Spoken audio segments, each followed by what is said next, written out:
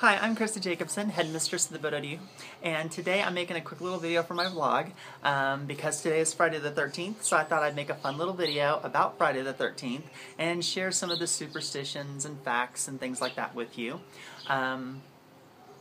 Now I want to remind you guys that all my videos for my vlog are not necessarily Budo videos or martial art videos. They're just general videos. Some of them are Budo related, some of them are not. They're just general videos and just me having fun. However, the videos for my vlogs are not edited, so I will fumble my words. I will have a little bit of, stoppage here and there, but please don't take it word for word. Take the essence meaning. This is supposed to be a fun video for you guys, so I hope you learned something, right? So last night, right when it hit midnight, Friday the 13th, last night we had a full moon. Now, the reason that's an important thing for me, as many of you guys know, I practice Wicca. Now, Friday the 13th itself has absolutely nothing to do with Wicca. So let's not put Friday the 13th as something that's practiced in that sense. I guess some pagans or people who practice Wicca do perform ritual and things like that on Friday the 13th, but that's on their own personal choice. However, Friday the 13th has a lot of social connotations, and it's a very unlucky day, kind of a spooky day. And with that being said, kind of pulling away from the Wicca part, I am a huge horror film queen. I love horror movies, so this is the day that I watch horror movies all day and all that good stuff, and it's all in fun. So Friday the 13th, from a historical perspective, is known as the unlucky day, the spooky day, and I'm going to share some facts with you guys on that, where it kind of came from. However, I also want to talk about the number 13 and why Friday the 13th and last night being a full moon was kind of special for people who are pagans or practice Wicca. So let's kind of start with that, okay? Last night, I took some video, and the moon was absolutely beautiful. If you guys didn't get out to just feel nature and get out in nature, you missed a lot, because the next time we're going to have a full moon on a Friday the 13th at midnight is going to be in 2049. So if you guys did not get to experience it last night, I'm sorry. It was beautiful. However, anyway, as you guys know, pagans and people who practice Wicca does a lot of spiritual practice and ritual on the full moon. Now, there are 13 full moons in a year, and I know people think there's one full moon a month, and the way that the rotation works actually equals out to be 13 full moons in a year, which was why the number 13 is a lucky number or a positive number in Wicca, or people who are pagan. And if you guys follow me, who are Wicca or pagan, you know that there's a difference. For people who don't practice Wicca or are not pagan, then you might think that they're the same thing. They're not the same thing. Anyway, because there are 13 full moons in a year, that's where the number 13 comes into play, being a positive thing for people who are pagan or practice Wicca. And on the full moon, that's when they tend to practice their spiritual and ritual and spiritual practice. So last night was absolutely beautiful, right? But, now it's Friday the 13th, it's not the full moon, and, that kind of thing, and it's just the day where everyone thinks it's kind of spooky and unlucky, and where does that come from? Now, where I think it comes from, and I'm not for sure, there's actually two places where people think it comes from. And the first one is in the early 1300s, something like that. The King of France issued an arrest and an assassination or torture to all the Knights Templars. Which I think were the Knights of the Catholic Church. And when he issued this assassination on the Knights of the Templar, or arresting or torturing, I've heard different stories. Basically, that was on Friday the 13th. And they, tortured all of them and killed them and things like that. So that's probably the original, what I would say, original story. Of course, it wasn't like written down in a book form or anything like that, but that's the old story of Friday the 13th being a very unlucky and bad and spooky negative day. What we see in the 1800s, in 1869, there was this guy named Rossini, and he wrote a book, and I'm not exactly for sure what the whole book's topic was about, but within the book he talks about unlucky numbers and unlucky days, and he said the most unlucky number is 13, and the most unlucky day is Friday. So I think when people read that book and they see that, they're like, well, then Friday the 13th must be the most unlucky day of them all, if Friday's an unlucky day and 13's an unlucky number. So I can see where they put those two together. Oddly enough, the man that wrote that book in 1869 and said that 13 is the most unlucky number and Friday is the most unlucky day, he ended up dying on Friday the 13th. Now, I'm not for sure if you guys know this or not, but not every month has a Friday the 13th, and the only months that have Friday the 13th start with a Sunday. And I'm sure some of you guys out there that are like the science-minded people and math-minded people, you'd think it's just a numbers game.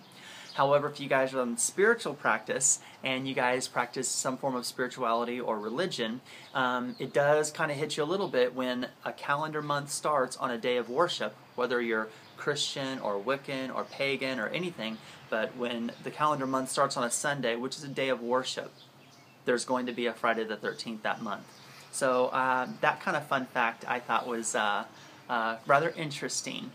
To tell you guys how America itself is very, in our country anyway, is very superstitious and kind of spooky about Friday the 13th, is that on Friday the 13th, statistically there are the least amount of drivers on the roads because people don't want to get out and drive on Friday the 13th. And even in the modern day, we live on the internet, we live in a world where I would think people who think of reason and science more than they think of spirituality, essence, meaning, and religion, I see there are more people who are kind of science-minded kind of thing. Even in a world where we see a lot of science and a lot of like reason, they still have that superstition about going out on Friday the 13th. And that's because we see that there are less drivers on the road. The spooky thing about that is, although there might be the least amount of drivers on Friday the 13th, I saw a statistic where Friday the 13th has the most car accidents as well, which I thought that was kind of amazing because that, again, when you put just the fear, that anxiety, that fear in people's mind, things tend to happen. So, yeah, least amount of drivers, but the most car accidents on that day. So that's kind of a little spooky little fact for you too. Another fun fact that I thought was amazing, just to show you guys how superstitious we are in this country, is that on Friday the 13th, the general business overall in our country will lose $800 to $900 million. I saw that stat as well. And apparently that's because people don't want to get out of their house and spend money because it's Friday the 13th. Nonetheless, those are all superstitions and you know, all that kind of stuff. To me, I don't think Friday the 13th is an unlucky day. I don't think it's a day where bad things happen. In fact, I think it's a positive day. Of course, I'm a pagan. I'm a Wiccan. I practice Wicca. And I see 13 as a very positive thing, a very good thing. And yeah, I think it's a good thing. You know, like they say, once in a blue moon, right? Which is the second moon like we talked about. Yeah, I think that having a Friday the 13th is a good positive day, and just you should enjoy the nature, enjoy the day, and have a good day. But nonetheless, those are the positive reasons why we see it in anybody who's a pagan or a Wiccan. There are 13 full moons in a year, and that one extra moon, whenever it falls on that month, is called a blue moon. And that's why we see that. But those are all the superstitions behind Friday the 13th, and since I'm a horror film queen, I will be watching lots of horror movies today while I work on various projects with my laptop in the living room. So yeah, last night was awesome because myself and I had a friend who also practices Wicca with me every now and again, and we came outside and the moon was so bright. And I told you guys this was going to be about martial arts or ninjutsu or anything like that, but now I'm going to throw some ninjutsu in there for you guys.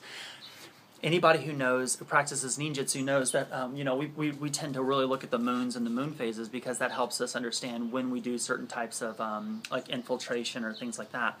And that full moon, there's an old text that says on full moons or light moons, the shinobi's going to wear light colors or white. And last night, if you guys got to go out and see that bright full moon and you looked, because there's lots of foliage, lots of trees and everything around here, it was very obvious on why that particular statement's made. Because of a full moon and the way that it illuminates the earth, it's kind of like putting a higher contrast on a picture. It really brightens up the brights but really darkens the darks. And it makes the lights look very white to the eye. So I can definitely see where that statement of on full moon nights the shinobi would wear light colors if they're going to go into infiltrate. I can definitely see where that would definitely work. Everyone kind of tends to think that you wouldn't wear light colors or white when you're infiltrating at night, but yeah, if anyone who spends the time out in nature and they go out at night and they see a full moon, they will totally understand why that is made. Talking about the moon, since this is a fun little vlog video. The Daikomi-osai is this month, at the end of this month, and as many of you guys know, as many of you guys know, it is basically the family reunion of the Budo-ryu. Now we have 2 more weeks until the Daikomi-osai gets here, and I'm expecting all Budo-ryu students, if they can make it, to possibly make it. Even if you guys have to, you know, throw a sleeping bag on the dojo floor to kind of help save money away from the hotels and all that kind of stuff, it's perfectly fine. There's not a problem with that. But I would love to see all the Budo-ryu students come and spend time with the family, train with me for 2 days, and I think it's going to be fun. So if you guys would like some more information on the Daikomi-osai, go to my Facebook page and click on events, and you'll see Daikomi-osai, you'll see cost, you'll see times, you'll see dates, and I would love to see all of you guys there, okay? So I'm going to let you guys go, and today is Friday the 13th, so although a lot of people think it's an unlucky day, like, you know, there's not a 13th floor in certain hotels, or there's not a 13th gate in a lot of the airports and stuff like that, other people tend to think that it's a good day. Like, I like donuts, and a baker dozen is 13. There's a positive number. So anyway, thought I'd share that with you guys. Thank you guys very much for all your love and support. I do appreciate it very much. Until next time, take care, be safe, and good luck in your journey of Budo. Bye.